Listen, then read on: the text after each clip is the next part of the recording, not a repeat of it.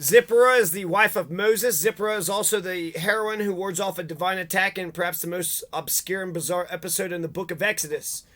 3 short verses tell about Moses and his family going to Egypt when the Lord met him and sought to kill him, Exodus 4:24. Biblical scholars speculate that God was angry because Moses, or possibly one of his sons, had not been circumcised. What? You didn't chop the tip of one of your... Zipporah immediately circumcised her son and touched the foreskin to the genitals of Moses, implying a substitutionary circumcision. What?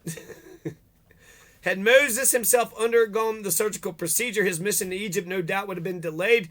Zipporah met and married Moses when he fled to Midian after having killed an Egyptian. She bore him 2 sons, Gershom and Eliezer.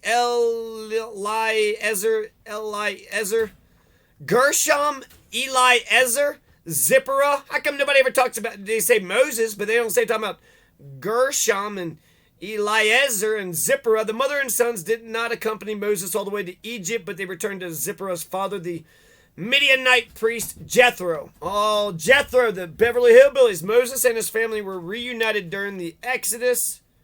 Moses, Zipporah, and their 2 sons set out for Egypt. Let's say 4th century manuscript.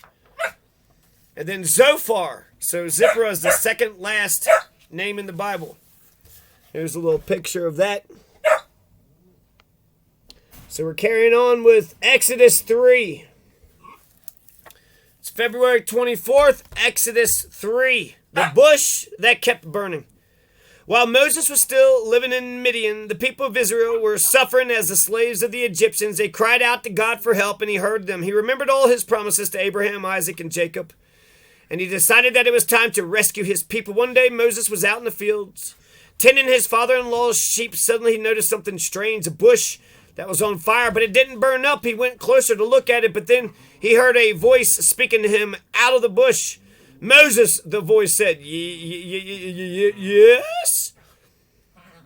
Who is it? Moses answered, I am God, the God of Abraham, Isaac, and Jacob. Don't come any closer. Take off your shoes because this is holy ground. Moses was afraid to look at God, so he put his hands over his face. I have heard my people in Egypt crying for help, God said, and I want to rescue them and take them out of Egypt. I've chosen you to go to Pharaoh and tell him to let my people go. You are to lead them back to the land of promise. Wait, God is against slavery? He's against slavery for just his chosen people, or it's just like a rule, an eternal law for every... Oh no, Moses replied, I would never be able to do that. You can do it because I will be with you, God said. Moses said, if I tell the people you have sent me, what will they ask? What is the name of this God? What shall I say? And then God says, tell them I am has sent you to them. I am in all caps. I don't think that's going to have the same. I don't think it's going to do it there, God. How about Jehovah? Can I call you Jehovah? How about Yahweh? Can I just call you Muhammad? Isn't Muhammad the true God? Or, oh no, it's Moses. And that's Exodus 3.